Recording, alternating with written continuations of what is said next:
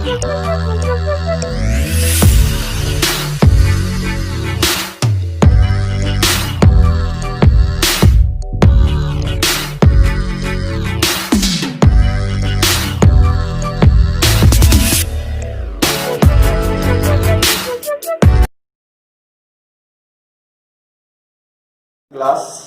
मैं विनय Shukla national inter college द्वारा संचालित ऑनलाइन कक्षाओं के माध्यम से आप सभी का स्वागत करता हूँ। आज हम ज्योग्राफी के लेसन 2 संसाधन एवं विकास पर चर्चा करते हैं। सबसे पहले हमें जानना होगा संसाधन क्या होते हैं। तो आप स्क्रीन पर देख रहे होंगे, लिखा हुआ है मानव की आवश्यकताओं को पूरा करने की क्षमता रखने वाले संसाधन, क्षमता रखने वाले साधन संसाधन कहते हैं।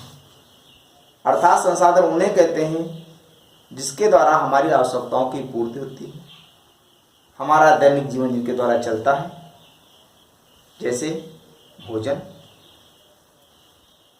मोबाइल, कलम, पेन, कपड़े आदि तमाम चीज़ें ऐसी हैं जिनके द्वारा हम अपने जीवन को जीते हैं। ये सारी चीज़ें संसाधन कहलाते हैं। संसाधन कई प्रकार के होते हैं।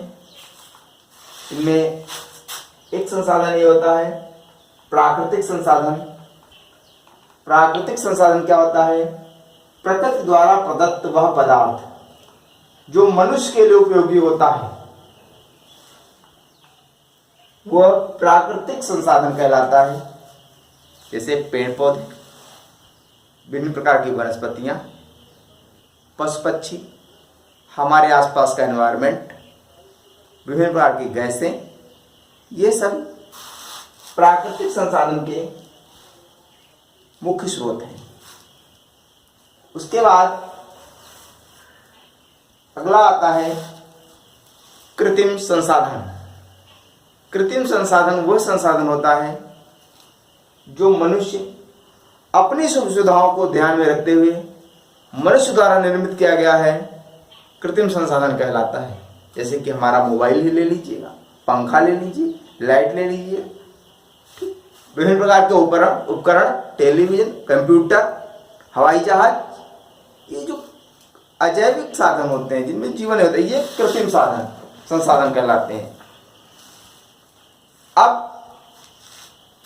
प्राकृतिक संसाधनों में सबसे प्रमुख संसाधन हमारा आता है भूमि संसाधन, अर्थात मृदा संसाधन, जिससे के द्वारा हम अपने जीवन की मूलभूत आवश्यकताओं की प्रतिपूर्ति अन्न के द्वारा करते हैं।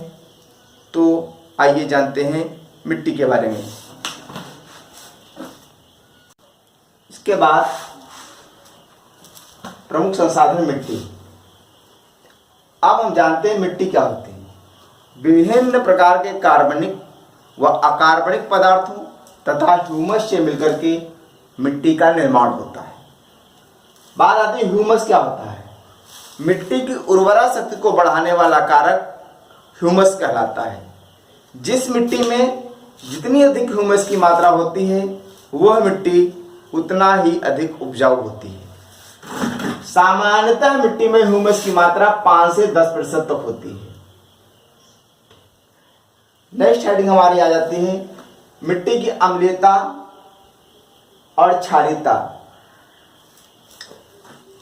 मिट्टी की अम्लीयता और क्षारीयता का निर्धारण उसके पीएच मान यानी पोटेंशियल ऑफ हाइड्रोजन के आधार पर किया जा सकता है। पीएच मान के आधार पर मिट्टी की अम्लीयता और क्षारीयता की मान उसके पीएच मान के आधार पर यानी पोटेंशियल ऑफ हाइड्रोजन के आधार पर किया जाता है। जिस मिट्टी का पीएच मान 7 से ज्यादा होगा वो क्षारीय होगी, और जिसका 7 से कम होगा वो मिट्टी अम्लीय होगी। तो इस प्रकार से इसके बाद आता मृदा अपरदन। मृदा अपरदन से हमारा तात्पर्य भूमि के कटाव से है।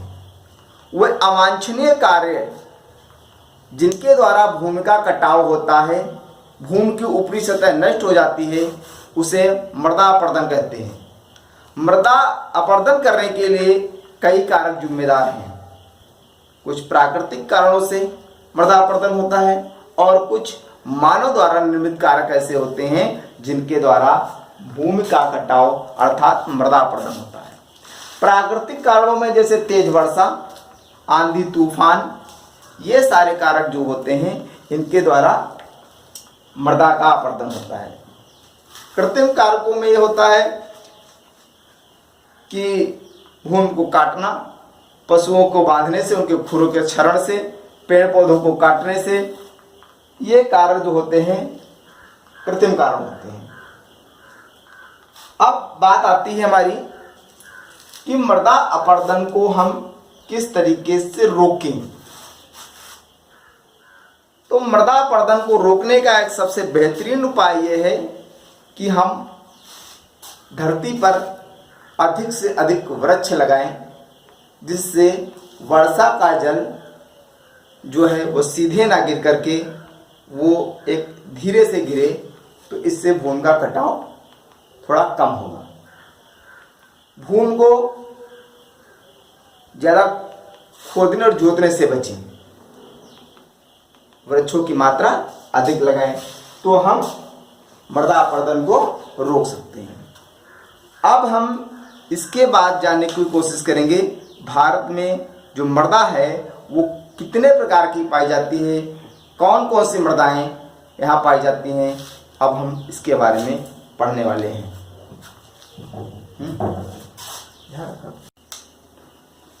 आप देख रहे होंगे स्क्रीन पर कि भारत में पाई जाने वाली मृदाएं। भारत में मुख्यतः जलोढ़ मिट्टी, काली मिट्टी, लैटेराइट मिट्टी, लाल मिट्टी, पर्वतीय मिट्टी, मरुस्थलीय मिट्टी, दलदली मिट्टी। एक बार फिर से देखिए, जलोढ़ मिट्टी, काली मिट्टी, लैटेराइट मिट्टी, लाल मिट्टी, पर्वतीय मिट्टी, मरुस्थलीय मिट्टी और दलदली मिट्टी, ये भारत में पाई जाने वाली प्रमुख मिट्टियां हैं।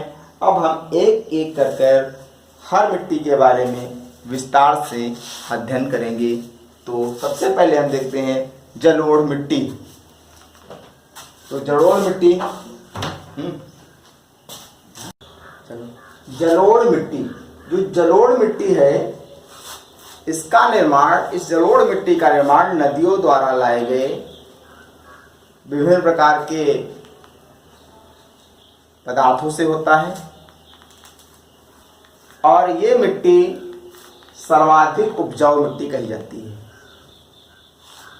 इसमें बलुई मिट्टी और चिकनी मिट्टी दोनों मिट्टियां होती हैं, इसलिए इस मिट्टी को दोमट मिट्टी के नाम से भी जाना जाता है। ये मिट्टी भारत के सबसे अधिक क्षेत्रफल में विकसित है। ये कुल भूभाग के लगभग 43% भाग पर इस प्रकार की मिट्टी पाई जाती है और ये क्षेत्रफल की दृष्टि से देखें तो यह मिट्टी लगभग 15,000 वर्ग किलोमीटर 15,000 वर्ग किलोमीटर के पर ये इस प्रकार की मिट्टी पाई जाती है। ये मिट्टियां वहां पर पाई जाती हैं जहां पर नदियों की, जिन राज्यों में नदियों की अधिकता है उन राज्यों में ये मिट्टी अधिक पाई जाती है। तो वे राज्य हैं जैसे उत्तर प्रदेश, अपना उत्तर प्रदेश है, यहाँ पर गंगा, यमुना, गोमती आदि अनेक नदियाँ यहाँ पर आती हैं। बिहार है, बिहार में भी आपकी बहुत सी नदियाँ बहती हैं। हरियाणा है, पंजाब है, पंजाब में तो बहुत सी नदियाँ बहती हैं। पश्चिम बंगाल और राजस्थान का कुछ भाग और गुजरात में ये मिट्टी पाई जाती है। इस मिट्टी की उर्वरा शक्ति बहुत अधिक होने के कारण इसमें लगभग सभी प्रकार की फसलों का उत्पादन किया जा सकता है, लेकिन फिर भी मुख्य रूप से इसमें गेहूं का उत्पादन होता है। यानी कि गेहूं के लिए उत्तर प्रदेश, बिहार, हरियाणा, पंजाब, पश्चिम बंगाल और गुजरात राज्य प्रमुख हैं। धान, इस मिट्टी में जल धारण की क्षमता अधिक होती है, ये मिट्टी भूमि में जल को लंबे समय तक रोके रहती है और धान को पानी की अधिक आवश्यकता होती है, इसलिए इसमें धान की उपज भी इस मिट्टी में अच्छी होती है। विभिन्न प्रकार के तिलहनी फसलें जैसे कि सोयाबीन, सरसों, ये सारी फसलें जो होती हैं, ये फसलें भी दोमट मिट्टी या जलोढ़ मिट्टी में अच्छी मात्रा में उपज होती है। दलहनी फसलें, विभिन्न प्रकार की दालें, चना, मटर, उड़द, ये सारी फसलें इस मिट्टी में बहुत अच्छी तरह से उगाई जा सकती हैं। इसके बाद दूसरी मिट्टी आती है, अब आता है काली मिट्टी। काली मिट्टी को रेगुर मिट्टी भी कहा जाता है। ये मिट्टी उष्णकटिबंधीय प्रदेशों में अधिक पाए जाने के कारण से उष्णकटिबंधीय चिरनोजम रद्दा भी कहा जाता है। इसका निर्माण बोशाल लावा के चट्टानों के महीन कणों से हुआ है, इसलिए ये मिट्टी जो होती है बहुत महीन होती है और कुछ पानी पाने पर ये फूल जाती है और ये देखने में ऐसी मालूम होती है कि लगता है इसकी जो है जुताई तुरंत की गई है, इसलिए इसे स्वतः जुताई वाली भी मिट्टी कहा जाता है। इस मिट्टी में अनेक प्रकार के पोषक पदार्थ पाए जाते हैं। इसमें आपका कैल्शियम कार्बोनेट, मैग्नीशियम कार्बोनेट, चूना आदि प्रचुर मात्रा में पाए जाते हैं। ये इतने पोषक पदार्थ पाए जाने के कारण ये मिट्टी उपजाऊ बहुत अधिक होती है, इसकी उर्वरा शक्ति बहुत अधिक होती है और इसका रंग जो होता है वो काले रंग का होता है, इसी कारण इसे काली मिट्टी कहा जाता है।